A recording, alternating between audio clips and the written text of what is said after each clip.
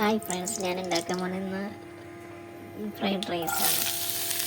ആദ്യം ഒരു പാനിൽ കുറച്ച് 2 സ്പൂൺ ഓയിൽ ഒഴിച്ച് ക്യാരറ്റ് ചെറുതായി അരിഞ്ഞതും ബീൻസ് ചെറുതായി അരിഞ്ഞതും ആവശ്യത്തിന് ഉപ്പ് ഇട്ടിട്ട് നന്നായി വഴറ്റിയെടുക്കുക.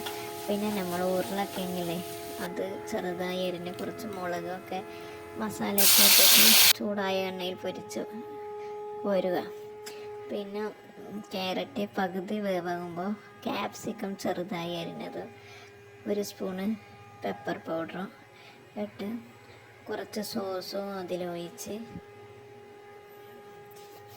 വഴറ്റുക. പിന്നെ ചൂടായ എണ്ണയിൽ ചിക്കൻ ചെറുതായി അരിഞ്ഞത് പൊരിച്ചിടുക. പിന്നെ ആ ക്യാരറ്റില്ലേ, വേവിച്ച ക്യാരറ്റിൽ ചിക്കൻ ഫ്രൈ ചെയ്തതും ഉരുളക്കിഴങ്ങ് ഫ്രൈ ചെയ്തതും കുറച്ച് മുട്ട വറുത്തതും ഇടുക. ഇട്ടിട്ട് അതിൽ വേവിച്ച റൈസോട്ട് നന്നായി ഇളക്കി കൊടുക്കുക. അത് ഇളക്കി ആവശ്യത്തിന് കുറച്ച് മല്ലിയിലയും ചേർക്കുക.